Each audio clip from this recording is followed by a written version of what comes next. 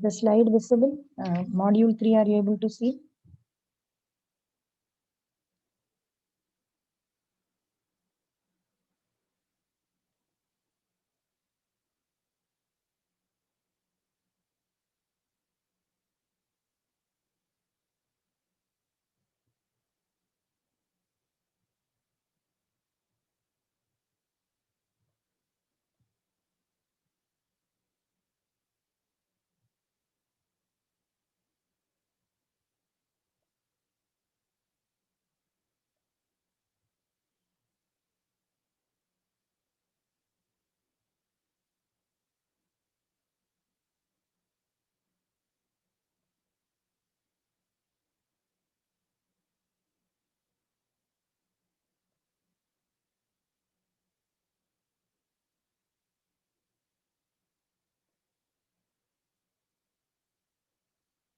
I request one of you to confirm. I'm just going to share the screen again. Just tell me if you're able to see this.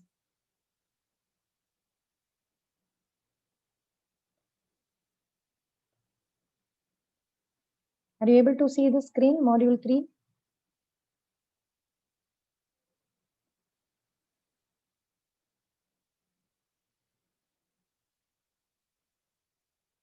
Is the screen visible? Yes, yes. Okay.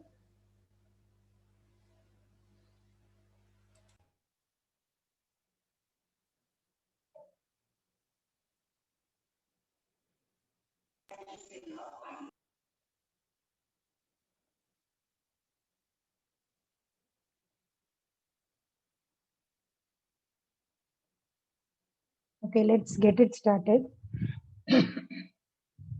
Today's agenda, we will be looking into API testing. So we will be seeing how API testing happens, how really back in the organization they are using this API testing, what is it, what are the protocols involved, how should a test engineer really work on this, how to get it done. All those things we'll be seeing in this API testing. So after we understand the concepts, like we have to understand this JSON, we'll be seeing what is that SOAP and REST protocol, how it works, what are web services. After all this is done, today's tool demo would include Postman. So Postman is a very popular open source tool, which is used for API testing. So we will, Postman doesn't require any installation and all that. It's just a browser launch. So anybody who wants to try it along with me, we'll be doing it in the last 20-25 minutes using the tool to post some requests, see the response, how it is.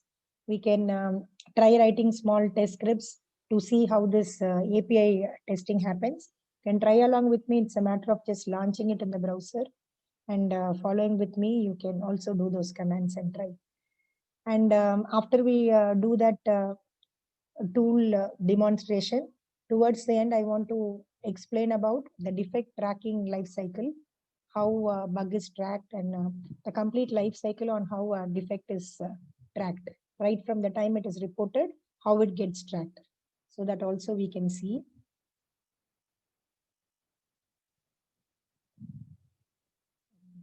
So now we'll move on to this. Now, all of you would have worked with several APIs. Now, what is this API? We are talking about application programming interface. So this particular concept applies everywhere, be it from the command line or we are talking about any web applications. Everywhere we are going to use this concept of API. So what is this API typically, and how is this going to help us? We are going to programmatically interact with a software component. It can be any resource, can be a resource to which you make a request through an interface, or it can be yet another software component to which you make a request. So one software application is going to interact with the other by using all this. So think about the difficulty otherwise. If you do not have these APIs, what would be the problem here? So unless you write the code right from the scratch, you are going to be interacting with your external software. So if you have these API, you can simply use them. It saves a lot of time and effort on that. Let's say even if you want to write something entirely from the scratch, that is still fine. Now, when we are talking about these APIs, there are two requirements that we are considering here. One is you can have your own interfaces, which we call as internal APIs. These internal APIs will help you to organize your code. See now, think about a particular module which you have in your own application.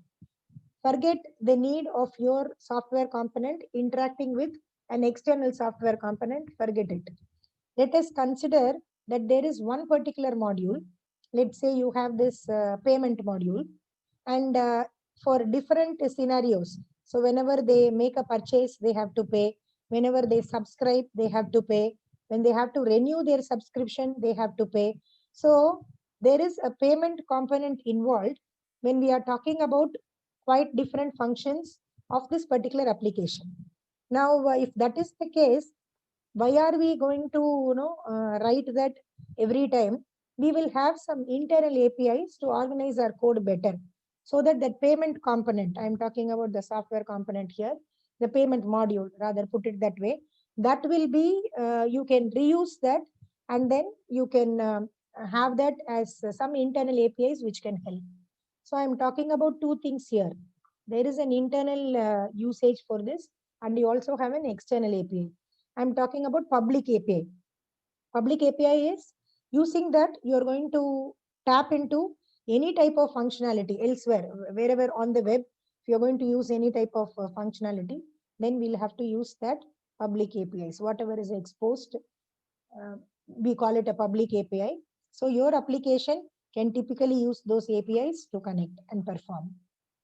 Now, how do we get these public APIs, and how is this API integration done? Now here, this API earlier, if you are talking about any developer, so if he has to test connecting to different components or even reusing this component, then it was more of this API was seen more of developers tool set. So they were using these interfaces only for connecting components that were running on the same machine. Even this entire application, if you see, that could have been developed on a modular fashion as several components. And these components, the software components, when they are running on the same machine, to interact with those modules, the developers were using only these interfaces. So to that level, it was more considered as a developer's tool set. Then slowly what happened is there are more and more number of API requirements for you to interact with other systems. So they came up with all these public APIs. These public APIs are accessible over the internet. So you are having, who is the provider? I'm calling that API provider as your vendor, the service provider.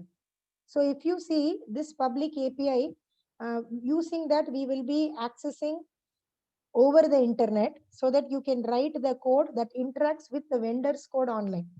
That is called API integration. I'm sending something there, maybe I'm sending a request with some data. Now my code means I'm, first of all, API is how you communicate with the other software component. API integration, what I'm talking about here, is typically how the code that you write interacts with the other vendor's code online. So this is what we call as API integration. Now we have all this web services and APIs. Many a times there is some confusion in understanding the difference between these web services and APIs. When we talk about these web services, see, web services are like your, they are like your web API. Like the service will be from one machine to the other. Now, what is the major difference? We are talking about regular web services and your API. The major thing is this web service will use a network. So maybe we can define like this. You can look at these web services as a subset of APIs. So how can we say this? We can say all web services are web APIs. We can say that statement is still valid because this is nothing but your subset of your APIs. But you can't tell the reverse. It need not be that all web APIs are web services. That doesn't hold valid. So this is the major difference. If we are anywhere, whenever you are talking about connecting from one system to the other system, then all these web services will come into picture. Now, both of them are used for communication between your client and the server. It is all that same communication requirement for which they are existing. What is the difference here? The major difference comes in on the way they communicate. So they will require a specific format in which this communication can happen. There will be a difference in how they connect. There will be a difference in the speed with which they connect to the server.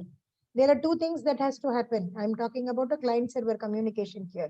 So in this case, there should be a connection established to the server that has to be fast enough. And then that client has to give a response. It should be responding back, right? That server should be responding back to the client, sorry. So this is your communication that is happening where several parameters are important for us. It's not just, the connection. Sometimes, it's very important that the connection that we establish is secure, that you establish a very secure connection. Now, there are a lot of terms which we have to understand because not many come with a programming background and all that. So test engineers who are going to do this API testing need not have any professional programming experience to a higher level.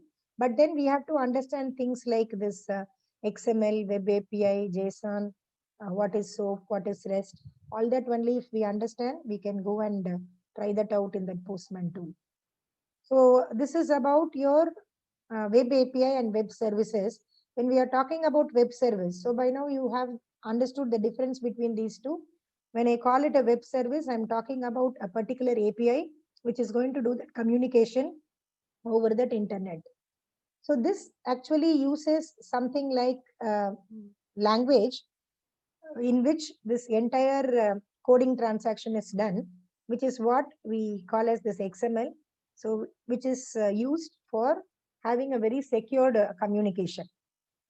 So all these web services, if you see, most of these web services are very secure. So we have something like they all provide this SSL, which is nothing but a secure socket layer. So what is the benefit here? During your data transmission, see now my client is requesting for something to the server, and then the server is sending back a response to the client, and all this should happen in a very secured fashion. So that is provided, that's all taken care by this type of structure. We don't have to worry about this SSL and all that. This is for you to understand that the transaction which we are doing from one software component to the other software component over the internet is safe. Now, so this particular web service actually will use three different things. We are going to see that little while. We have this SOAP, REST, and XML RPC. These are the standards or the protocols through which your data is transmitted. We'll at least see this SOAP and REST, which are very commonly used. How is this web service typically performing? It actually requires a network on which it can operate. So the basic idea here is one particular code on different applications. So like, more generic code is written. That is the main advantage that we have here. Now we are also going to see something called as JSON. So when we go to this Postman tool, we'll be seeing the specific usage of all this. That is a JavaScript notation in which you're going to write those scripts so that you are able to communicate from one component to the other. Now, see, what is this testing that we are going to talk about? This will come into picture wherever you are going to have APIs in your application. If you go back and see why we are insisting so much on API testing, regular functional testing can be done on a manual mode. It's as simple as getting it done. And not for bigger applications though, automation would definitely help. But at least we have a way out if it's a smaller application. But if you have APIs, let's say your application has to connect with a different software component, how will the tester really test all these things? He has to write the code from the scratch to establish the communication to another one, which and all is not required. We can send response, receive response through all these web services which are available for us, which has all published APIs. Use those interfaces. So if you want to connect to that, you have a particular interface. If you want to post something to a different website or a different software component, then you have a particular interface for it. There, along with the data values, you can still post. So that will go on to the component and you would be able to get the response from this. So that is the main thing on all this, the difference here. We are talking about how this web services and a regular web API differs. So here, when we talk about web API, the main difference here is it actually will not require any network to operate on. So when we talk about interoperability, because here we were talking about the main advantage that all these web services support one code different applications, which may not be the case when you are talking about these web APIs. That is a major difference here. Now, why are the people now more focused? Why is the focus in today's industry shifting on to all this API testing?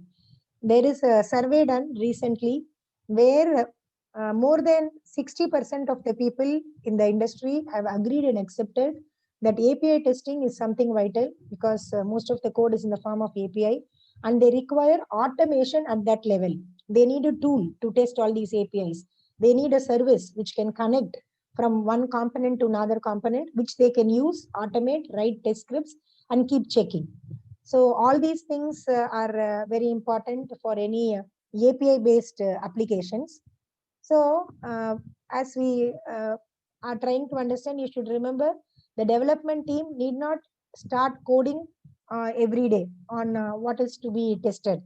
So whatever has to be reused or whatever any libraries, any stored procedures, all that you have, when that can be reused, that can be used in the form of the APIs.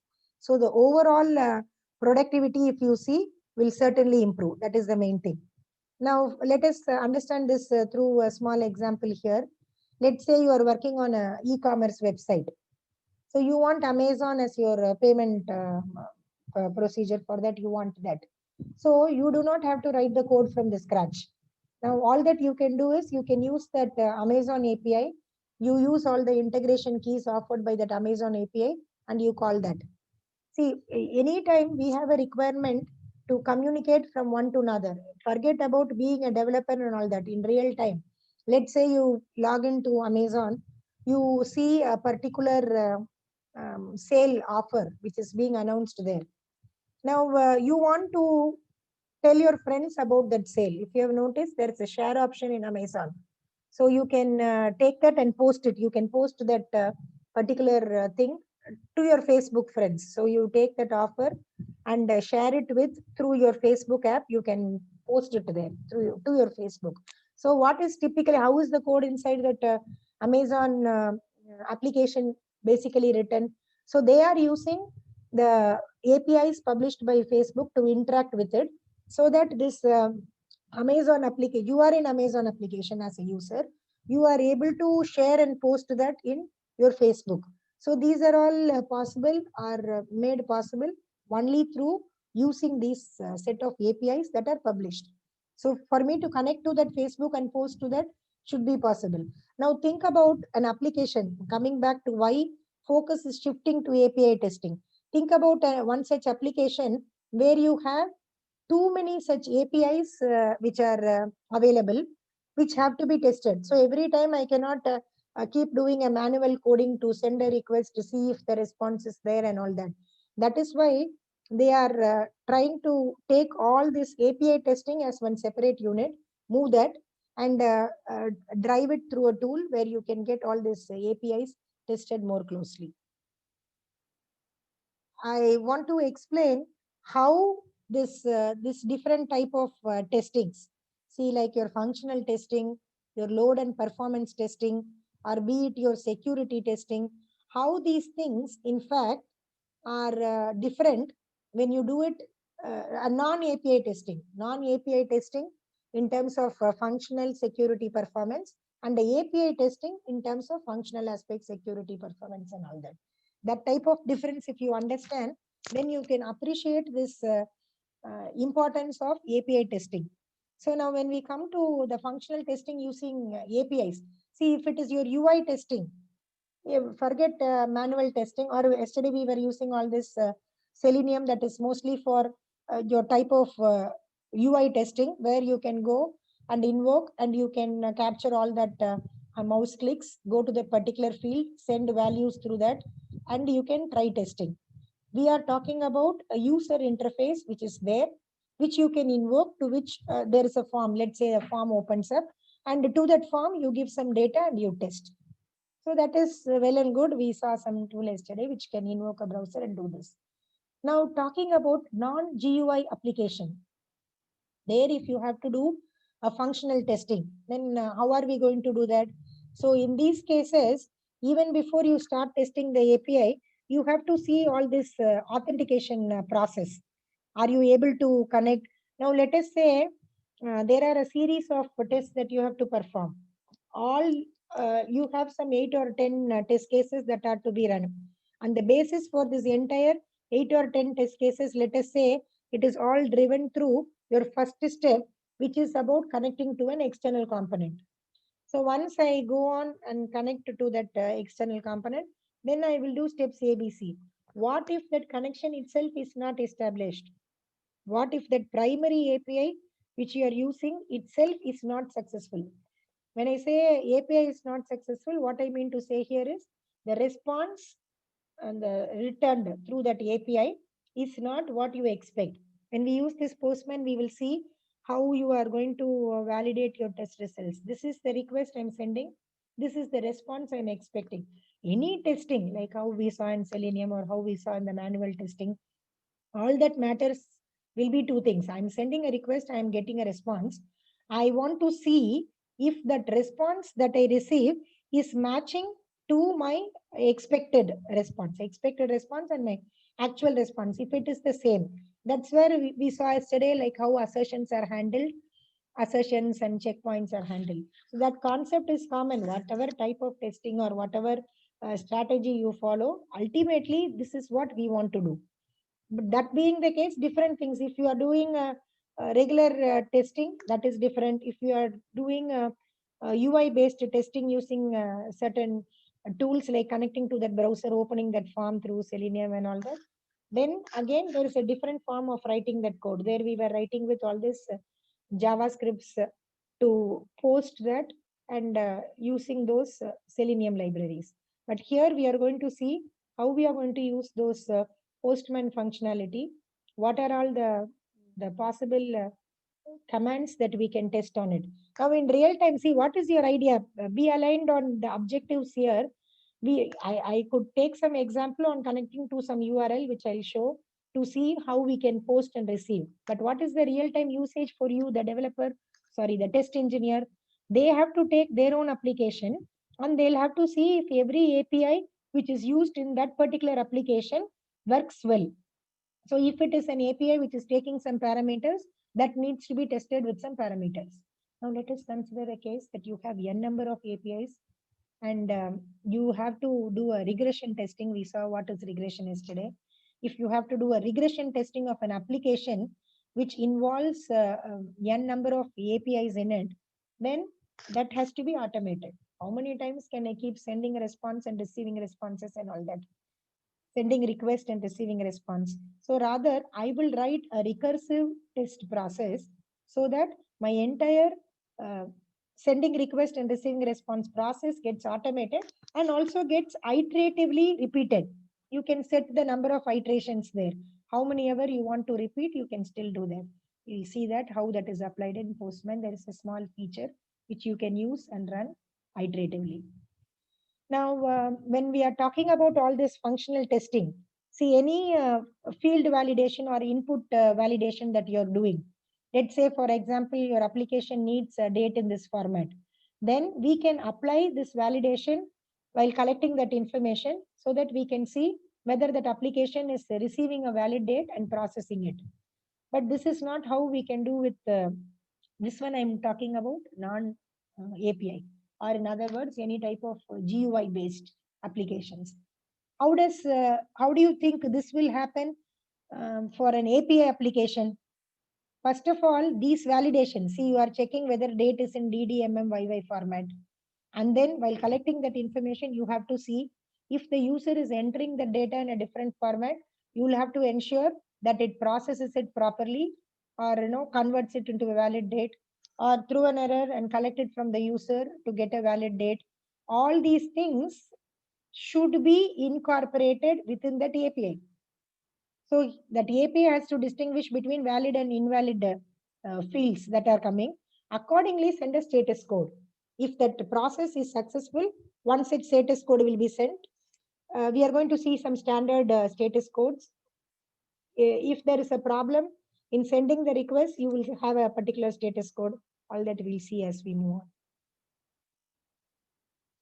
Okay, so here, now, if you want to check the correctness of the response from API, then there is if the status code returned, see, let us say I'm trying to connect to Google, I'm sending a request, and if that status code returned by that is 200, then that means like I'm getting a response, I'm able to connect to it. So we have different status codes which convey different meanings. Many of the times, we would have seen some 400 status code when we are not able to connect. Most of us will have this experience when the server which you are trying to connect is down, then you will see a status code. There are different status codes which will indicate different cases based on whether that API was successfully performed or not.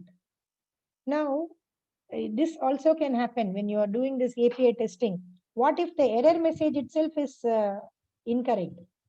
Can happen. Developer's mistake. So he gives a different error message. Then the user in the case here, I'm talking about your end user who is trying to integrate with this API, it will be very misleading. Now see this screenshot. See, for example, if you are having a particular code written this way, here the value for this weight is given in kgs, but when there is a wrong weight that is given here, see the error code, this and all sometimes will happen. There they will say, let's say this particular application allows you to enter the weight of the unit, some courier application where package weights are tracked. So the end user or the user of that application is going to give in a weight. So if he is going to send some freight charges will be there depending on the size and weight of the item. Let's say this is one such application. So here, if you see the code here would say something like the unit being in kg, but then when this particular error is thrown, let's say 2267 is maximum weight allowed and he enters 2268, his package is that, then it says invalid box weight, maximum box weight is 2267, up to that the error code is right. After that it says LBs, then they'll get confused. So am I getting in a writing it in LB or will it convert it into kg? What is really happening? All these things no are problems. So your API status code, you have to see what went wrong, and for communicating that error status code to the customer, even there you have to be careful to give the proper meaningful message there without any discrepancy from your original code. So we were seeing how API testing pitches in cases of your functional testing attributes. Now we'll see this load and performance testing. API itself should be designed in a way that a later point of time when you want it to be scaled up, there should be a provision for it to scale up. They are all meant to be scalable. That's how you have to write. That's how you have to design your API. Let's say you are trying to come up with an application where the usage of that application is going to dynamically vary, which means the load on the system will vary over a period of time. Say, for example, if you take, I'm going to come up with an API that is, I know that system is going to service close to 500 requests per hour. And let's say the average response is should be less than 0.01 second. So now, first of all, when we do all this load and performance test, you have to load that particular API to see how it functions. So if you have close to this 500 requests, you will have the average response maintained that way. So if there are like more than that requests, if you have more than 500 requests per hour, then it will receive another, let's say you are receiving another 200 requests, then the average response will increase and then your breaking point will be reached. So all these things, while designing that API itself, you have to think and ensure that it is done in such a way that your API has some functional scaling up provisions. It should be able to scale up. And the design itself should be taken care that way. Similarly, when we are talking about any security testing for all these APIs, these APIs should be, they can be vulnerable to any type of hackers, any malicious attack. So we'll have to ensure that the security aspect of this is taken care. This can put any company into any problem if the security aspects are not taken care. So we'll have to ensure that it is handled well by taking care of these things. So these are all some parameters which we have to consider while taking up this API. When you are designing the API, so that while we test it, we'll get all this ensured. Now, let's see something more as we move on to Postman now. So you'll have to understand that most of you will know. For others who are new, here we are talking about this HTTP. So this particular HTTP is a protocol where this is how it typically works. Wherever you see something connected through this HTTP, you can find that basically it consists of these four parts. We have a start line, and then which is actually a mandatory thing. So we also have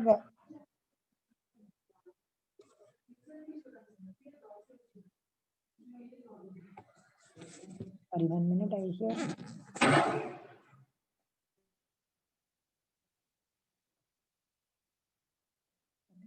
So we have these four parts here.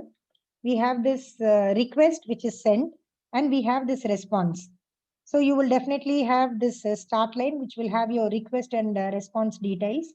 So when you see this response, this is what I was talking about. We can see these status codes through Postman now, where the this 200, 2XX, any number in 200 series, that is considered to be a successful status code, which means we are able to establish connection, or our API is successful. Then we have this 4XX code.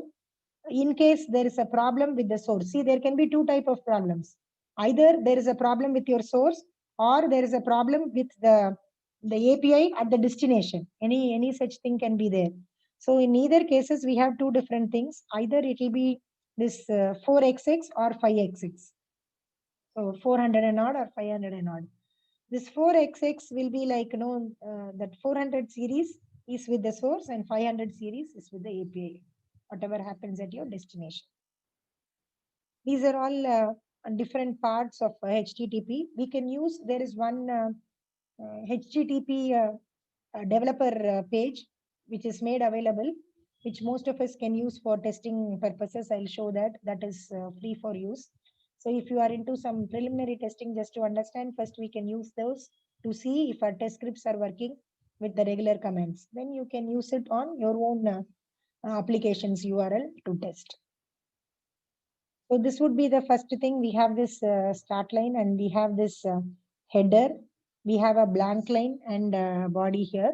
So if you see this start line, we have requests where we have all this version and method. But if you come to this header portion, like, you will have this host detail, whichever you are connecting to, and any security token, if it is used, that also you can see. What would be the response? So any cookies that are collected and stored, that will be your response. And the other thing will be your HTML itself. We will see that response in the form of HTML. And you have this blank line, leave that is just to separate the header from the body. Now, what is this body all about? This is where we are going to post these requests. So there is always a get request, and you also have one post. You have one get and you have one post. So get is like usually we will not send any parameters and all with it. So you are just connecting to it. Post means you can send some data through it, that post command. So the data that you provide through it, you can either use XML or you can use JSON. One of it can be used. So once you post, you have to write this script in that body. So once that request is sent, you will get the response there. Whatever you requested, see here, the request is posted this way, and then your response will come up as your HTML web page. This is typically how this HTTP works. Now we can see this http bin.org. This is what I'm going to use. This particular http bin.org is for a free tool. This is a tool that they have created some standard ways of connecting to it and seeing the response. So all the standard HTTP request methods, they have developed and made it available for use. So while you are using any tool, even before you have your own URLs tested, you can use this. There are many such online free tools for developers purpose. So where you can use and see how the response and commands are going. This site, this particular http bin.org, this is actually more towards this JSON. So if you're not using JSON also, you don't have to worry. Most of it will have other commands too. Just a quick look on this one.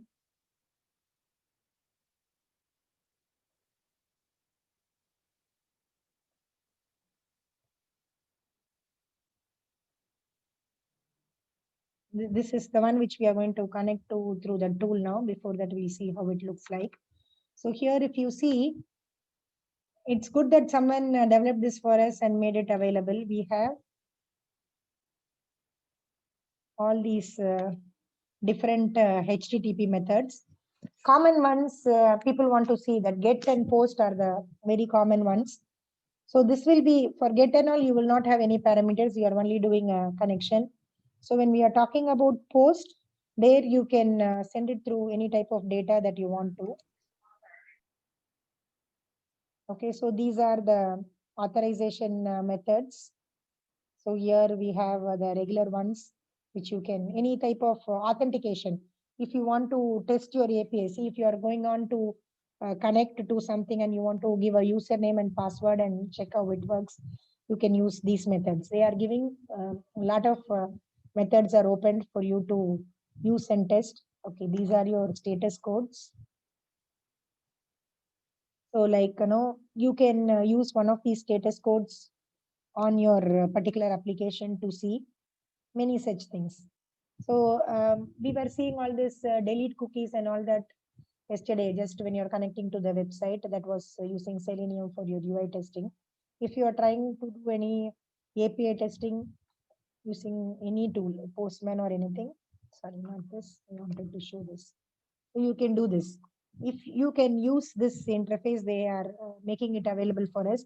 If you want to test if your particular website is handling all this well, then you can use these set cookies, delete cookies, and all that you can still use. Very common use case, which most of them want to try. So this is also important. In case you want to redirect, then you can try seeing if your API is able to redirect to anything else. Okay, so if you're passing something to the request, depending upon what you pass, this will return.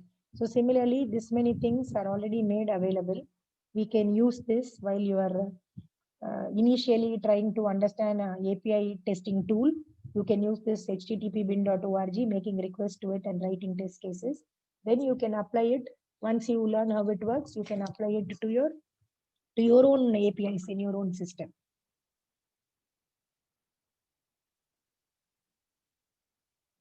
Now I'll come back to this.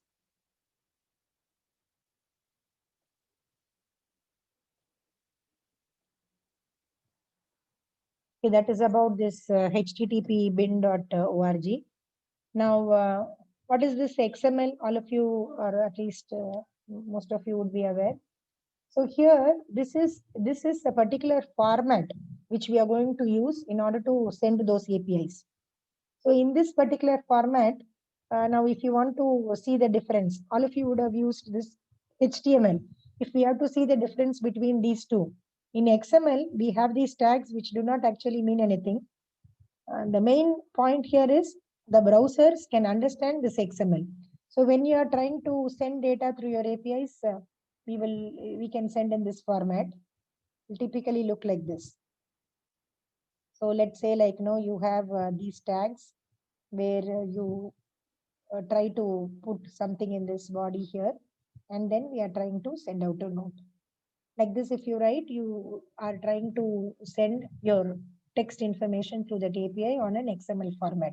This is basically a format in which your data is going to be sent across. This is something which you may not have used if you are so used to HTML, XML. This is JSON. This is actually a JavaScript notation. All that we are going to see in Postman is all this JSON. Now, this is actually a regular syntax. Wherever you want to store some data or if you want to exchange some data, then we will use this. So this is actually in a text form. So all this would be a way where this JavaScript notations could be used. So how does this JSON actually works on exchanging data? How do you write the script to send data? Eventually, this is what we are going to write in our test script. So it is better we understand what is this JSON and how it actually sends and receives data. See here, if you see, we are talking about exchanging data. So when we are exchanging data between a browser and a server, then the data can only be a text. In fact, this JSON is a text. So any particular JavaScript object that you have into this JSON, you can convert it and then send that JSON to your server. And similarly, if you're receiving any JSON from the server, that can again be converted to your JavaScript objects. So what are we trying to do here in this exchange? We can work with the data as your JavaScript objects itself. We don't have any complication on parsing the data or translating the data. You can consider it as the way you work with your regular JavaScript objects. Now, if we are talking about sending all this data, so here you can see, let's say you have some data stored in your JavaScript object. You can convert that into JSON. That's what we saw, and we will send it to your server. See here, we have something like you have a object name here. So object, age, and all that we are trying to send these information. The name, the age, and the place. We are trying to send these information. And then like, you can,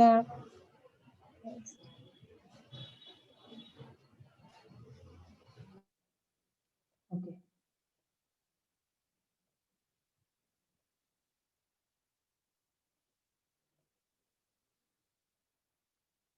So we are in this send data. Now this will be, see this, actually we are trying to convert a JavaScript object into a JSON string and we are trying to send it to the server.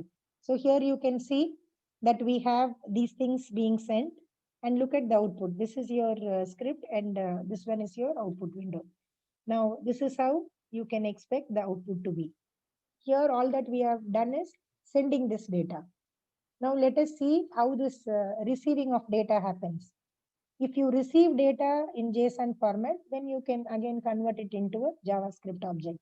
So here, what we are typically trying to do here is, we are trying to convert a string, let's say some string which is written in JSON format. We are trying to convert it into a JavaScript object. So here you can see, we have this name, age, and all that. So here, we are trying to get that element, and then we are going to parse it, and this will be in a JavaScript object form. The string is written in JSON format. Now I'm trying to get that back into a JavaScript object. So you can also do this storing and retrieval, both shown in this together. So here, how should it be when you have to store data? See, please relate it to where all this applies. We are trying to understand this only to do a API testing. not at a very extensive level of creating or developing these JavaScripts. For our API testing, why we are trying to understand all this? See, we have to know when you are writing the test scripts, you should know to do this minimal scripting in this form, whatever tool you use. You have to test, first of all, you have to connect to that. Then you have to send some parameters. It is required that you send your data, whatever parameters that API accepts, we are going to send data through that. So in all those cases, the sending, receiving can be written only this way. And when we are talking about storing of data, then it's going to be a little different. So here, if you see this send and receive, see here, so we are trying to store and we are trying to retrieve that. So now what happens? We are able to store the JavaScript objects as a text, and then we are trying to retrieve it. This is how store and retrieval can happen. Why should we use all this JSON? Why is it considered important? Why should we even use it? Now, this particular JavaScript will have a built-in function that can convert any string that is written in your JSON format into your JavaScript objects. I'm talking about native objects, native JavaScript objects. So this is that function. So if you receive data from the server in JSON format, then like any other JavaScript object, you can still use it. That is the main advantage here. So it is actually a text-only format. It is all on text. So it can be easily sent to and from a server. Makes it very easy. Any programming language, you can use this format. Now, the last 2-3 things that we have to see and understand before we put those things on the tool. You might have heard, or you may already know, some of you, REST and SOAP. So these are the web services. Now, when I'm going to do this API testing, I'm sending request, I'm receiving a response. So how all these are happening? XML and JSON are not, has nothing to do with the communication. They are all the data formats, formatting the data through those things. So how is this data now transmitted? We have to think about the protocol which is involved. So now we have these two commonly used, SOAP and REST. This SOAP actually stands for Simple Object Access Protocol, and REST is representational state transfer. Now, the major differences alone I have highlighted here. If you see SOAP, there is a very strict standard that is followed, so that the communication between the client and the server happens that way. But in REST, that is not the case. It is just one, I would say it is more style, the way it is done, the architectural style, than calling it a very formal protocol. There are no standards that are followed, but then there are some 6 constraints. There are some constraints defined for this REST protocol. All that in testing aspect, we don't have to worry about. At least we'll understand. So later, when you are making a choice on the testing tool, why this level of understanding is required for API testing? Tomorrow in your organization, if you are developing an application which involves too many APIs, then you will have to plan on automating your API testing. In such a case, there are n number of tools available. Postman is just one, which is an open source. Lot of other tools are available. You can make a decision on which tool is to be used depending on all this. Some will support only SOAP protocol. Some will support, only REST. It may not support SOAP protocol, but your application could have been developed in a different way, such that the interfaces that you use or you expose requires a different communication. Then you cannot rely on the tool. So when you are taking a decision on how this API testing has to be done, all this will become very important. So SOAP only uses XML for exchanging information in its message format. And this REST is not restricted to XML. In fact, you can use this JSON, you can use plain text and all that. So now this SOAP is very difficult to implement, but REST will be very easy. This is how you can visualize and understand how it works. So if you see that here, this SOAP is following some strict standards. Data is sent here to the server through these standards. Okay, there are not many standards, but as I told you, there are some constraints which are there. We cannot consider it weakly structured. There are some 6 constraints based on which it works. but definitely not the type of formal standards which SOAP follows. Now we'll try to get on to this tool. If I'm switching over from one screen to show something else, or if that screen is not visible, please prompt. So we missed yesterday. I was thinking that output screen is coming on. I was showing it, but no, I didn't share it. Then I realized it later. But this one, we may not have too many things to open. All will be in one browser. Anybody who wants to try it along with me, if you are in front of your laptop, please feel free to try. We are going to launch the Postman application and try doing a small API testing. Okay, this Postman is actually a collaboration platform for API development. Do not look at it as a testing tool alone. If somebody is developing some APIs for their application, it can be used by the developers too. But it has a lot of features which makes the automation of API testing easy. So that way it can be used. But any API development, developing the API and testing the API, you can use this. So this is one tool for verifying the APIs that which you develop. Okay, so this is just a browser launch which you have. You also have an app version of it. So it's just a Google Chrome app. You can interact with all your HTTP APIs using it. So there is a GUI which you have. Using that, we can construct some requests and we can see what the responses are.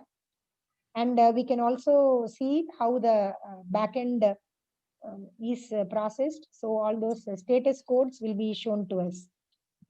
And all these REST APIs that can be used here typically. So there is a user interface. You can have this HTML request.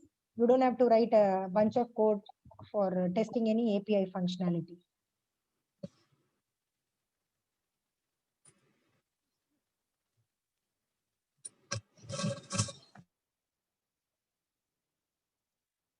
Okay, now I'll go to that screen.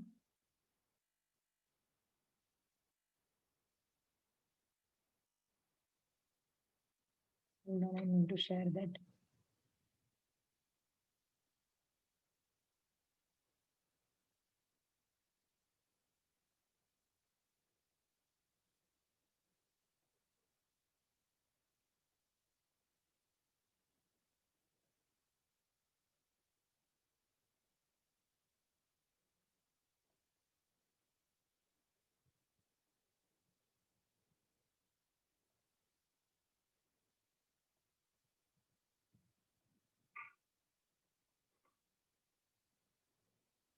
Are you able to see the Postman screen?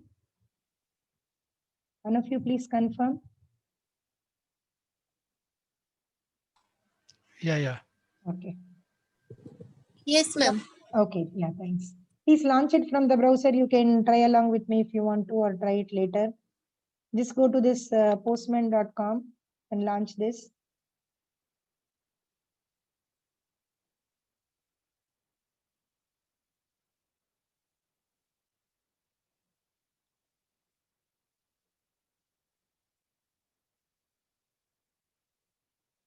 Okay.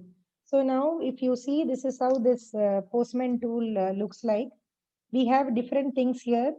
You can have a request builder, and then you can create a collection of that request builder.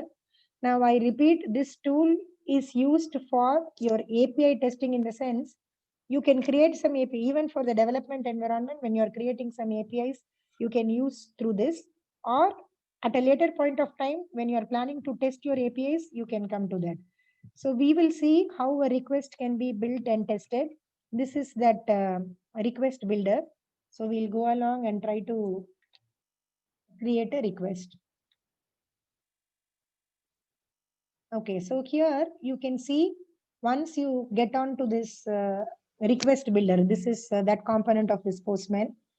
Actually, here you can see two things. I have a request and I also have a response window. Now, when you see this particular request, what are all the things that you have here? You can send some parameters through that. You also have some header information. In case you want to send some data through it, you can put it in this body. We are going to try all that. And you can also write some test snippets just to get that status code to see how it performs, whether your API call is successful or not. Now here there is another response window. Now first we will try to we'll try to create a small request to see how the response happens. So now let us say I'm just using, there are options here. You can use any one of these request commands to test. So now maybe I give it as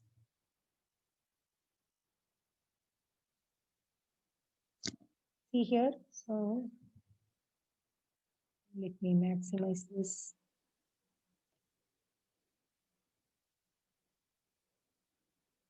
You can see the screen now here. Now I'm trying to post it, that URL, whatever you want to connect. Remember this get and all will not have any other values to be sent. Only when you are talking about post commands, you can send values. What is post? When you are trying to connect to a particular page, let's say even Google or Facebook with some parameters. You want to give a username and login, then it is post command where you will try to give those parameters. We will build a 4-5 requests one by one and see how it works. Now we will only do this get command. Try to understand how the response typically comes here. I've posted this here.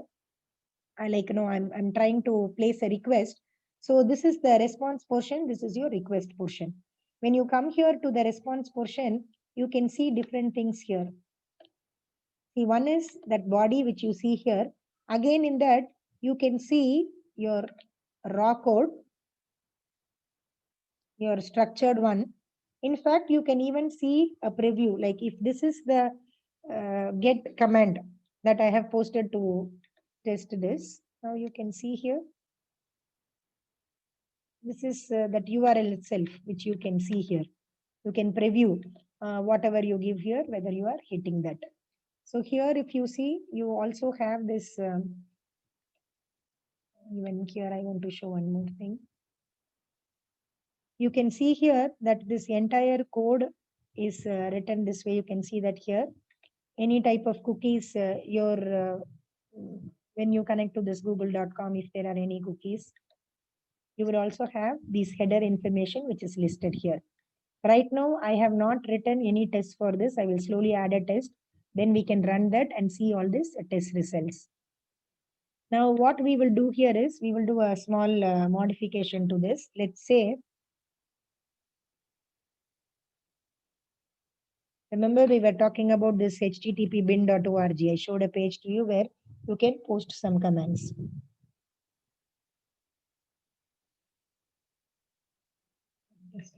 Come here. See these things. Here you can see, usually the status comes up like this. This is the standard response. It uses the standardized status codes. Here the status code comes as 200, which means we are able to connect to it. We are talking about a good one, a good status code. You are able to get it done. So this is your standard response for all your successful HTTP request.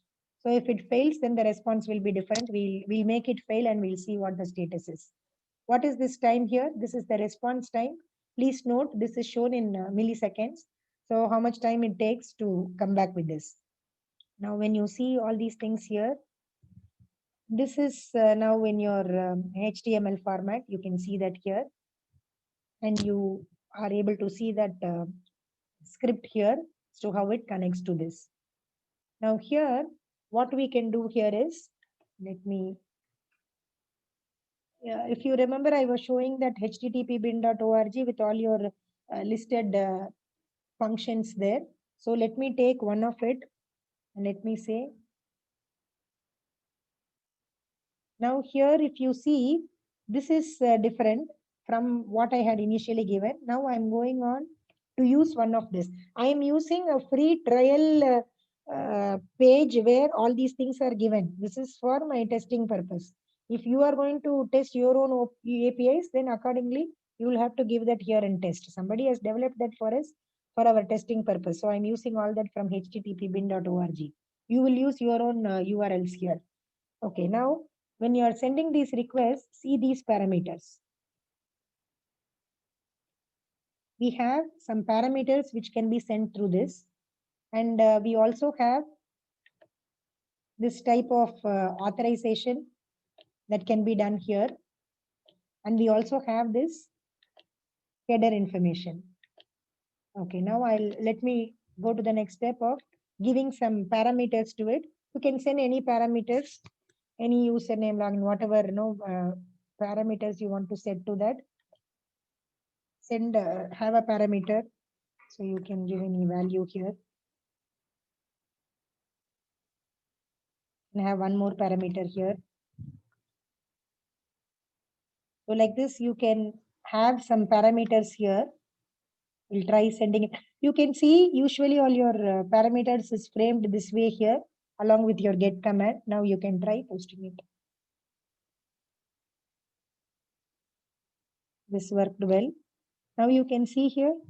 So you can see what is happening here now is JSON. That is typically the text that you sent being converted into JavaScript objects. That's what we were seeing about JSON.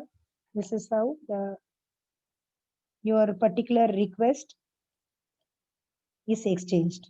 You have this code that is written here this way. Now you can see that your parameters, whatever you have sent, we are able to have it here. This is about sending the parameters. Now we have just done one request. Let's save this request. So usually if you see, if your request is not saved, you can see a highlight here. So that will keep blinking until you save. Remember to save. We will create 2-3 requests and we will attach some tests to it. And we will run our test scripts for different requests on an iterative fashion. That is what we are trying to do here. So whenever you save a request, let me call this my first, or we'll call it my first request. There is something like a collection here. So like how we saw that container in the other tool, Selenium and all yesterday, here this is actually the way of storing all your requests. Since it's an API testing, all your related requests, you can store it in a collection. So you can create your own collection here. I'm calling it demo collection. So my first request, I've saved it here. This is actually my collection. I'm going to have it here. Now, all that we tried is one get request. Now, let us try to see and understand how a post request is going to work. Okay, now we'll take this post. Post command is what? Now, if you want to send some data through your API, whatever parameters it accepts. So I'm going to send some data there and try this off. So here we'll again use.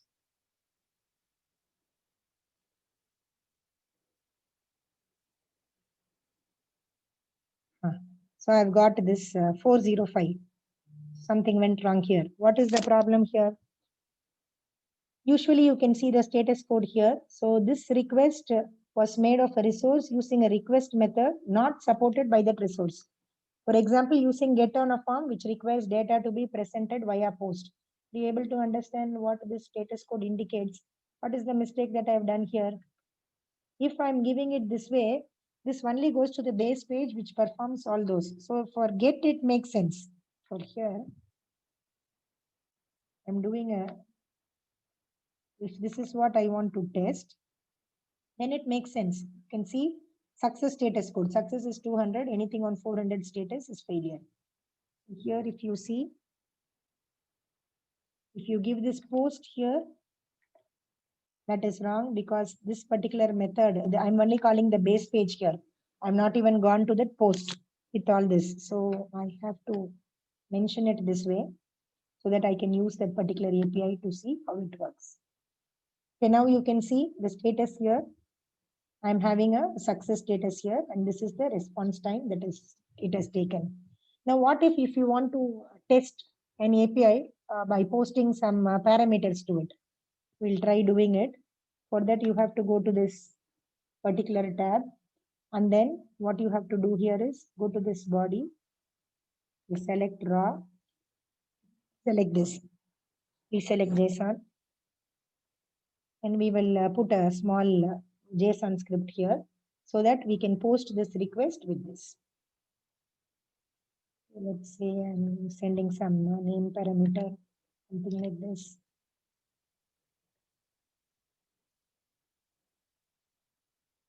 Then maybe we'll say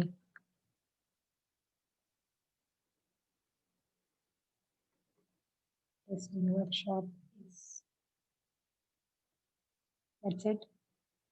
Just for the purpose of sending. So I have these brackets given. Okay. Now I'm trying to have this JSON scripting done here. What am I trying to do? I'm trying out posting it. I want to do a API testing for this post request, and I'm also giving some type of parameters here to see how it works. Let us see. Okay, so this is through. You get a success here, 200, and you can see.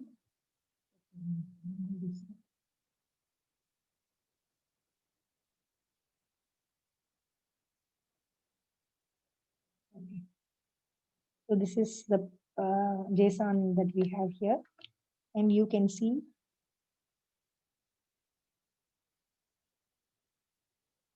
all these things which is coming up as your response here. You can even see that review here, since we are not connecting to any visual like Google to see that home page here. It's just the HTTP bin that I've connected to. So, but you can see that my inputs are going on here. You can see these parameters that's being passed in. So I sent the name and I've also sent something as testing workshop. And this is able to hit there. It is successful. Now what we will do is we will save this. So this is the second request that we have created.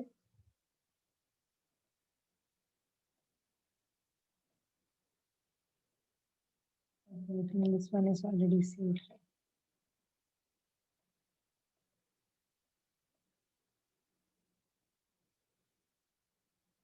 Okay. So this is already saved as your request one here. We can have these requests.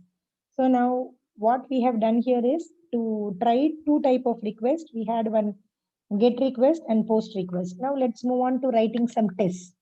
We'll see how this testing can be done here.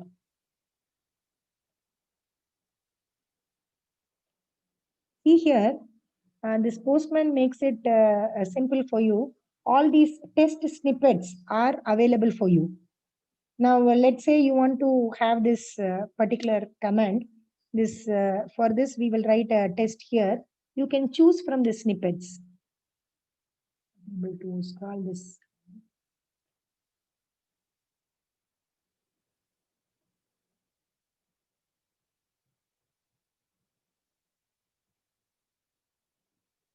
Okay. So you, I hope you are able to see this. You have these snippets here. Now, let us say we'll write a very simple test. We'll see if the status code is written as 200, we want to call the test case as passed. If the status code is written as something else, then it's going to fail. See here, all these snippets are already provided by it. I'm not writing anything. I'm only taking this particular test snippet. I'm putting it inside this. So I'm trying to get this as the status code to be 200. Now this is, we can add one more. Okay, let's add something about the test response, the time, response time, which will be easy to check. I will add that also. Okay, let me choose this. Response time is less than 200. Now, these are the two tests which I want to perform whenever I post to this http://bin.org. I want to check that we are able to get, we are able to connect that the API is successful, which means it should return 200. And I want to check if this response time is this way. Now what we will do is in this.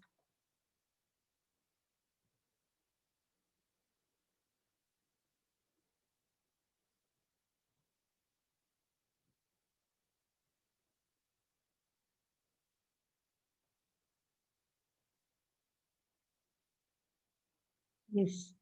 So here you are able to execute this with a proper condition seen here. Right? Save this. Now we'll try to do this recursive testing here.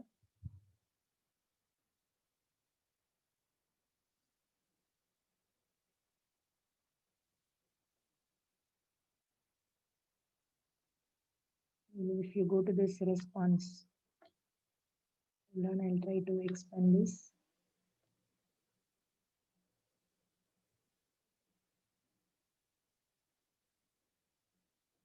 So now I think you will be able to see the test results. Okay, see here. I wrote two tests now. What were my two tests? One, I was talking about the status code to be 200. My other test was if the response the response time should be less than 200. But look at the response time. Here it has taken 641 milliseconds. What was my test script here?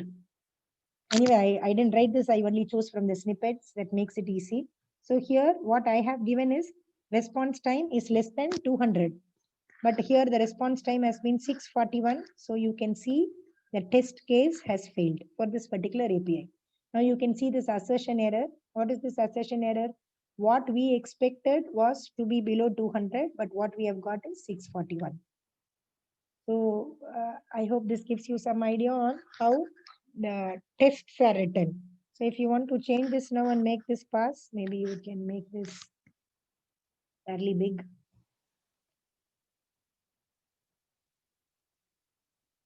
And then I'm sending it again. This time my test script said it has to be below 900. It is 684. So both my test results have passed. I have two tests here. One is to check the status code. Other one is to check on the response time. Both have passed here. You are able to see this.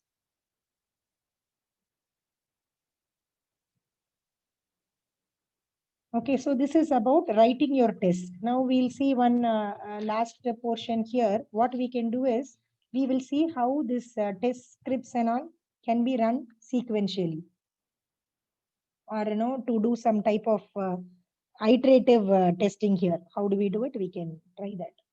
For that, what you have to do is you have to go to this collection. Are all fields here visible? Whatever I'm showing here.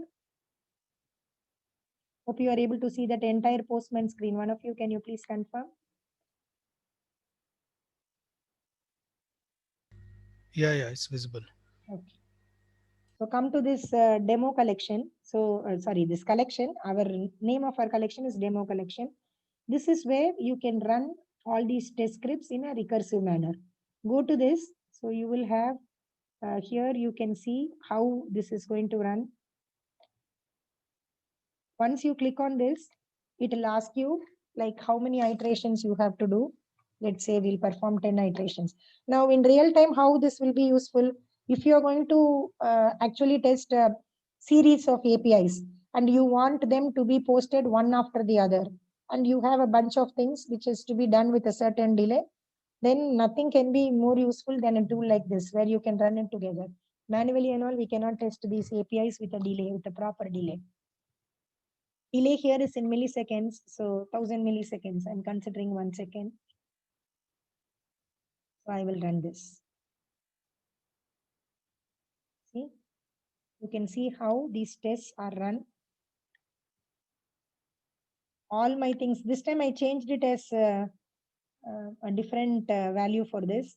So I kept something as 200 or 900. So those things alone have failed, some have passed. But are you able to see that it is all running continuously in a sequence this way? So you have this iteration 2. Then in fact, you can go here and see the summary. That will give you a clear report. Click on this run summary. There are a couple of things that have failed. So here, if you see, these are the ones that have passed. And I have the response time less than 200 is what I have given for this.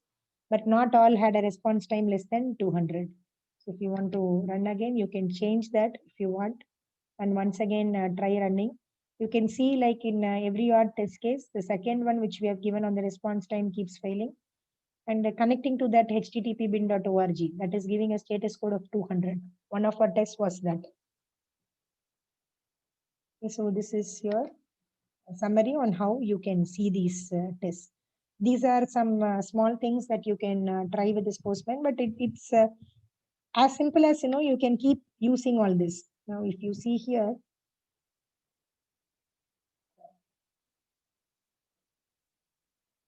we will come out of this.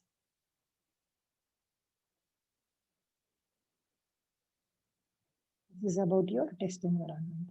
Now, these things, so I have some requests here. You can come back to this request builder. You can try similarly for different things. These are your standard commands used. Most often, all that we will use. We have only tried with get and post. All that we have seen is to give some parameter values, write some test scripts for it, run it in an iterative form. The same process you can apply for a few more commands to get a hold on this tool. After which, like, you can try to use it for, I've taken, as I said, I took this http bin.org. So you please use your own application APIs, whichever you wanted to be tested. You had a feel on this API testing. This is all that I wanted to show. More number of requests and responses you can see here. This is all that a tool typically has. So you will have, you can also have this import functionality. So if you want any other data to be used, I was writing some JSON scripts here. If you want any other data in any other formats, you can even upload those files. Such provisions are available. And I haven't taken any APIs, but you can still go ahead and try to create a particular schema. If you want to create API through this, you can still do that. All your history information on any time, what happened to these commands and how it were processed, all that can also be seen here. These are the three major menu items and the way these requests work on. And other than this JSON, if you want to give some other code there, you can still do with these options.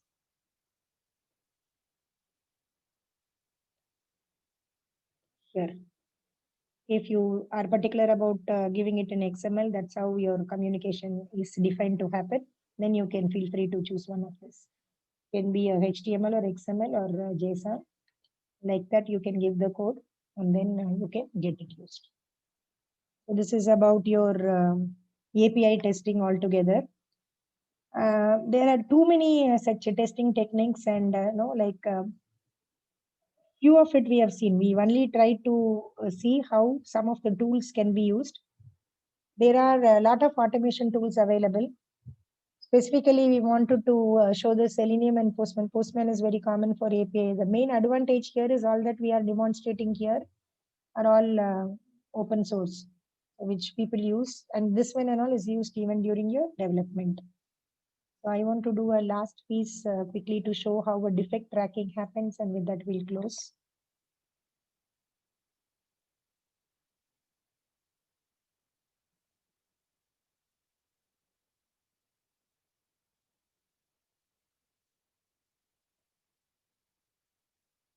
And then I'll get back to my slides.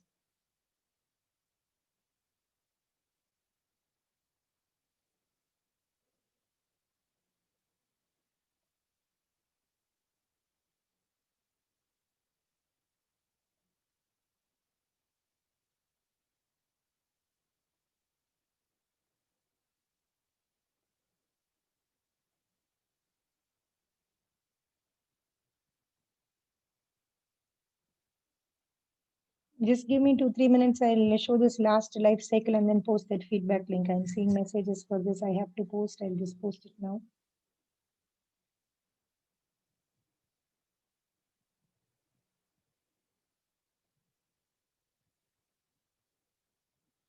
After understanding in all these techniques, the way we test and all this is important. How does your defect life cycle in software testing typically take place? So, like how you have your regular life cycle. I lost the screen.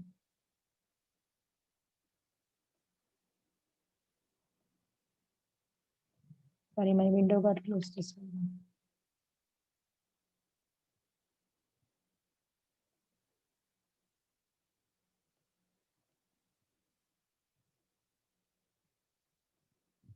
Yes. So any defect life cycle, if you see, the defect can have any of these status. Anything can be defined. It can be a new defect. You have to understand what happens after testing. So initially we try to understand what is testing, why we have to do that. Then we try to see how testing is done using some tools. Now it is time we understand that complete life cycle. After somebody has identified a defect, as a tester, if you have identified a defect, there is a life cycle for tracking this defect to closure. That is called as your bug tracking process. A lot of tools, those are all that Jira and other things are management tools, not really testing tools. So we couldn't demonstrate all that here. Those things are anybody can use. That will only have a type of think of all those tools as providing a logging functionality. You can log a defect. You can set. You can give a description to that. You can say how was that defect formed, the reasons for it. Somebody has to track this, right? So there is a test engineer who is actually logging in a defect, but then the developer has to fix the defect. Then when will that defect be called closed? The test engineer again has to ascertain. He has to say whether it is fixed. Sometimes what will happen, there are two possible conditions. He will either close it because now he is convinced that that particular defect is closed. It is working as expected. The other case could be there is still a problem. The developer has not fixed it completely. In such cases, the status of the defect will change to retest. They will send it back. So like no, they will send it back to the developer, then it will come back to the tester, and this repeats until the assigned defect is closed. For every defect, the test engineer who's assigned will be mentioned, and he will take through this process and try to close it. So this might give you an idea.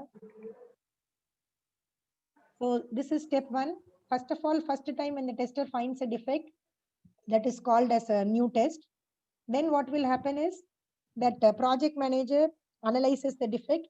This is typically how, even if it's a small organization, this is how the testing defect fixing life cycle happens in any organization, big or small. So it will go to the management, they will analyze the defect, then they will see if it is a valid defect. First of all, anything that the test engineer logs is not necessarily valid. Maybe his understanding on the requirement is wrong. So he is logging in a defect, but it is not really a defect. What the developer has done is right, possible. So if that defect is valid, only then it will move on to the successive steps. If the defect itself that he has logged is invalid, then that will be rejected. So then they will take it. They'll see if the defect is valid, if it is in the scope. Has somebody already raised it? We should not waste time on working on duplicate issues. So in such case, it will be called a duplicate. If it passes through all this, then the developer starts working on it. During the time, for this tracking, you can use the tool. It's a smaller organization and a smaller application, you can still track it through your spreadsheets, put there and keep changing.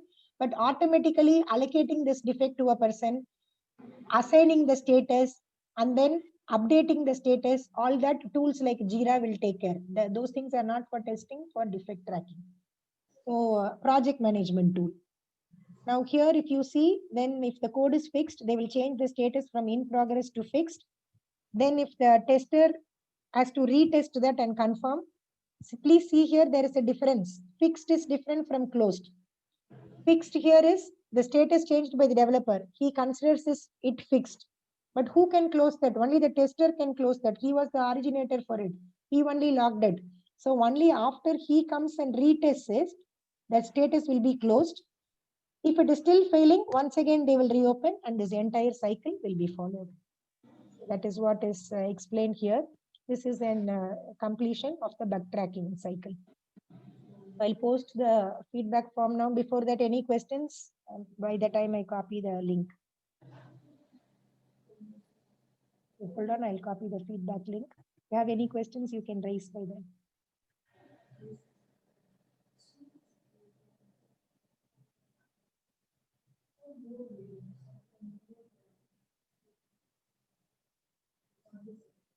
A minute.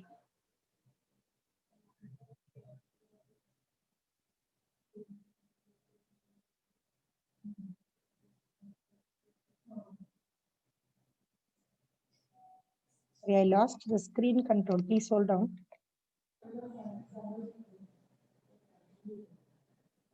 Something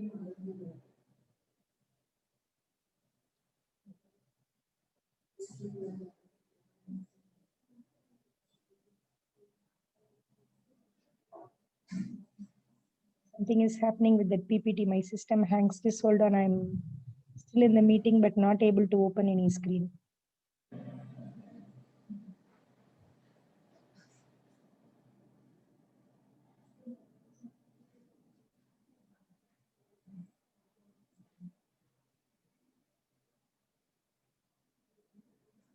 Give me a minute. I'm not able to. Everything is stuck.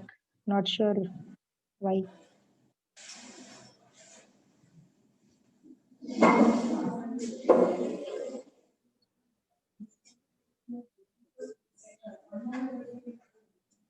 Okay, I don't know. I lost this video, posting it through your WhatsApp group. I'm not getting. I'm there in the meeting, but I'm not able to post it on the chat. So,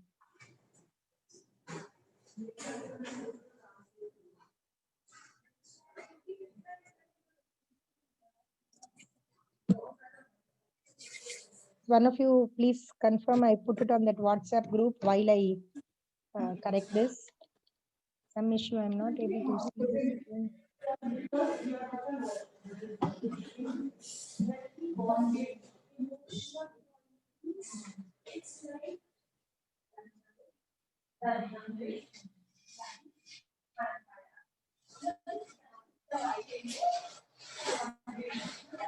That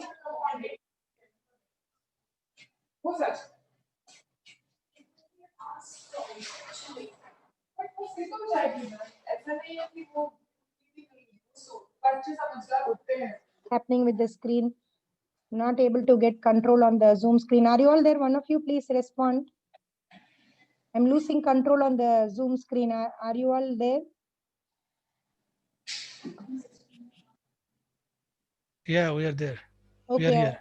Okay. Have you received it through? I'm not, something went wrong. I'm not able to get control of the screen. Yes, So ma'am. have Yes, you ma'am. got We it? have I received the posted in the form using WhatsApp. WhatsApp group.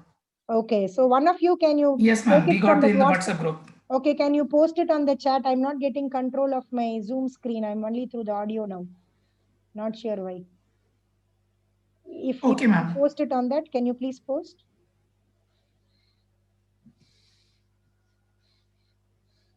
Okay, any other questions, anything to be discussed? Before you all fill that and before we close, I want to let you all know about tomorrow's session.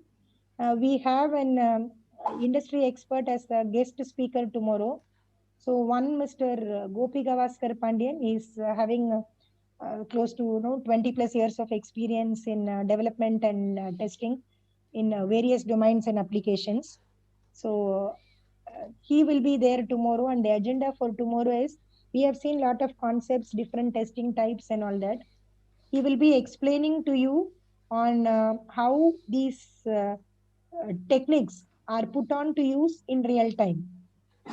He is working on applications in the semiconductor domain, so he'll be talking about what type of testing they are using. They have some testing strategies like boundary value analysis, equivalence partitioning, all being applied in the real time. So those topics were not touched, for him to explain all that in with a real time use case on how they are using it.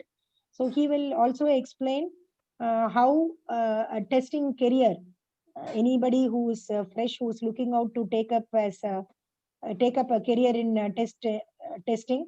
So how that can be done, all that will be actually explained. Please do join for tomorrow's session, and we want to set aside some last 10 minutes just for Q&A. Anything that you want to clarify regarding the testing on real-time usage in the industry, he wants to spend some time on only taking your queries and answering it. So you can be prepared with your queries which you want to discuss with him. That's what we have planned for the last session tomorrow. That's all I have. Any other questions, or thank you all for joining. You can fill that feedback form. Please remember to fill that before you leave the meeting.